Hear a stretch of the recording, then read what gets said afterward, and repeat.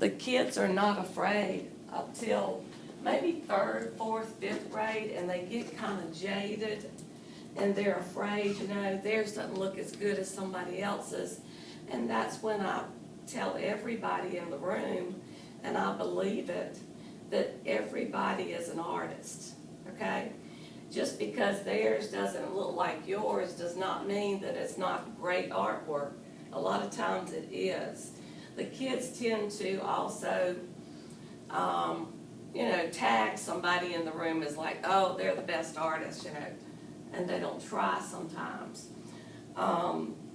It can be a venue for getting their thoughts or your thoughts and feelings out, put it on paper, canvas with paint.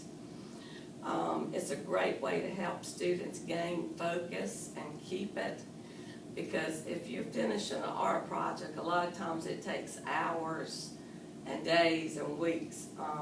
In our case, the way we teach, I love it because we have Monday through Friday. I can introduce on Monday and then do, the process maybe 2 or 3 days, and then end up and do an extension where they can write about what they did. And that is so neat because, I gave up a long time ago saying, oh, that's the best elephant.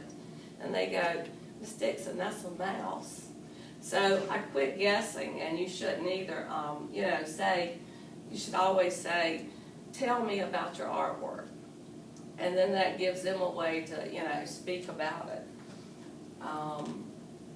When students struggle in other areas, and I see it a lot, kids that struggle academically in their classrooms, they thrive in the art room.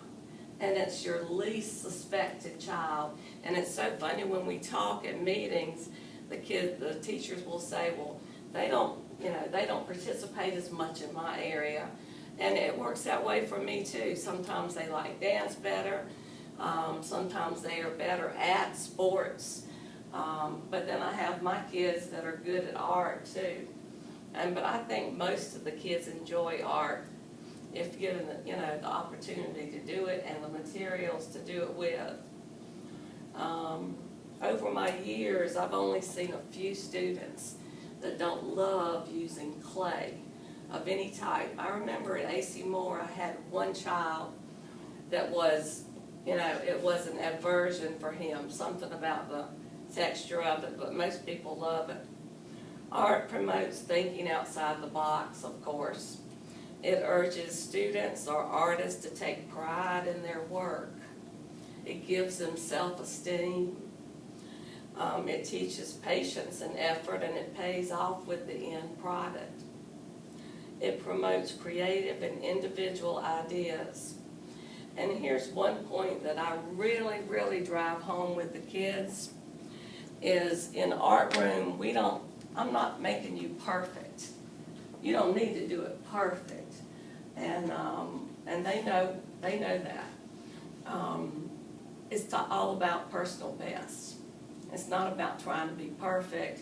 That's why I don't like to put up my examples because, that's different.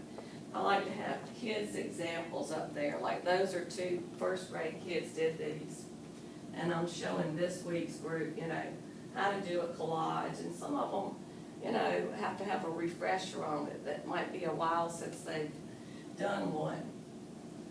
And you have to show them. And I show them, kindergartners especially, little ones, show them sometimes step by step how to draw something, you know what I mean?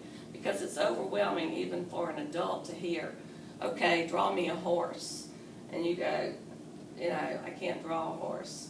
But I will draw with them. I'll put a piece of paper up front and draw it shape by line, shape by shape. And they all come out looking different. But it's the general, the gist of it. And what did I want to tell you about? Yeah, the personal best. That's about making them feel socially, emotionally, and mentally safe in this room. Physically, I try and keep them safe by keeping the tables far apart. Don't you know, set up in your chair with scissors, those kind of things. But I talk to them and they understand that when they come in here, it's a no put down zone. Nobody will put you down in here as long as I'm here. And that means them personally or their artwork. And I've always had that rule. And this is just, since y'all are such a large crowd, haha, this is just what I've been saying on a piece of paper. And I want to give you some clay. I'm going to give you a piece to play with and experiment with. That's what I get the students to do at the beginning of classes with clay. They experiment with like stretching it, pulling it, pinching it, twisting it, seeing what it'll do. And then in the end, they usually make something. And then it takes a couple days for it to dry. This is, y'all probably seen Model Magic in the stores. It's a great clean clay that you can use at home.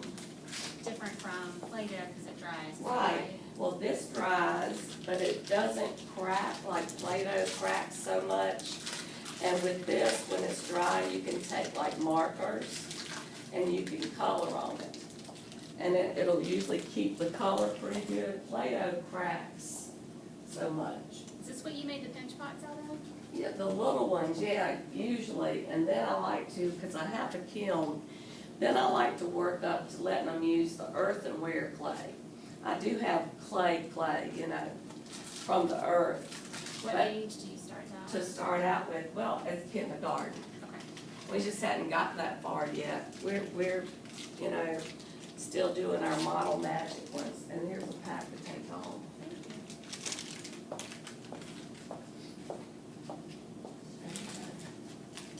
Doesn't it feel good? I just think people are missing out. And Miss High asked me, it's been a couple of years, but she said, do you think artists, you know, if it's just innate, you know, they have it in their genes that they're going to be a good artist, or do you think it can be learned? And I think you got to have the interest in it, but it can be learned. It's like football practice. It's like dance practice. And it's the same thing with art. If you don't use it, you will lose it. And I know because I feel like sometimes the cobbler with no shoes, but I have pulled out my canvases and my paints and kind of, they're sitting there waiting on me to have an hour, you know, to work on them. And I like to make art too. I think that's important. And that is how you can relax too, by doing the same thing, using the art. And I think, you know, if you stay focused, not just with clay, but with anything, and keep at it. I remember when I was in college and I would do drawings, my area of expertise was drawing. I would make these huge drawings that would take, I mean, weeks and weeks and weeks of working on them, you know, to get the shading and the tonal differences. And the kids don't have weeks and weeks and weeks, they have 1 week. And so we kind of, you know, break it down so that they can do it in that time span. Do you have any questions or about anything, the art room or? Friday is the 100-day project. What? That project on Friday is due. I have a kindergartner. He has a 100-day project, and Yeah. how do I approach it? Do I say, here's the stuff, think of something? You're talking about for the 100-day project? Yes. I'm supposed to use 100